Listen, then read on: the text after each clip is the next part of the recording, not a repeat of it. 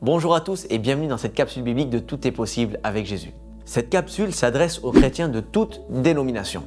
Tu trouves pas ça fou que les chrétiens se fassent la guerre entre eux et pour des broutilles en plus? C'est pas du tout la volonté de Dieu et on va voir ça ensemble. Certains chrétiens sont prêts à rejeter leurs frères pour des questions d'habillement, de voile ou de doctrine secondaire.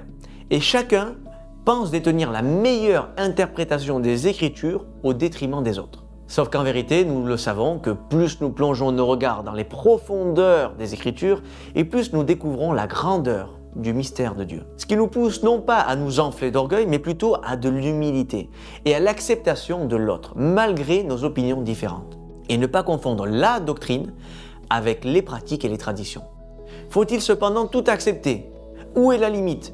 Voyons ce que nous dit l'Épître de Jean au chapitre 1, verset 4. Bien-aimés, n'ajoutez pas foi à tout esprit, mais éprouvez les esprits. Intéressant, il y a donc des esprits qui ne viennent pas de Dieu.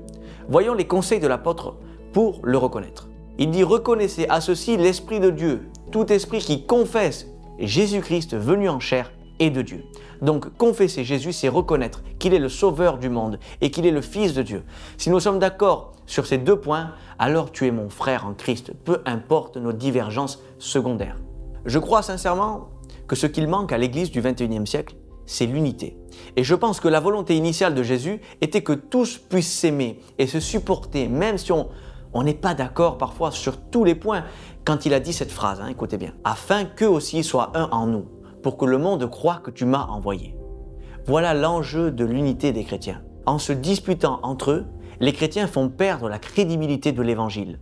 En effet, comment les païens vont croire ce message d'amour si déjà on ne se supporte pas entre frères? Mettons nos divergences de côté pour que le monde croie que le Père a envoyé le Fils pour le sauver.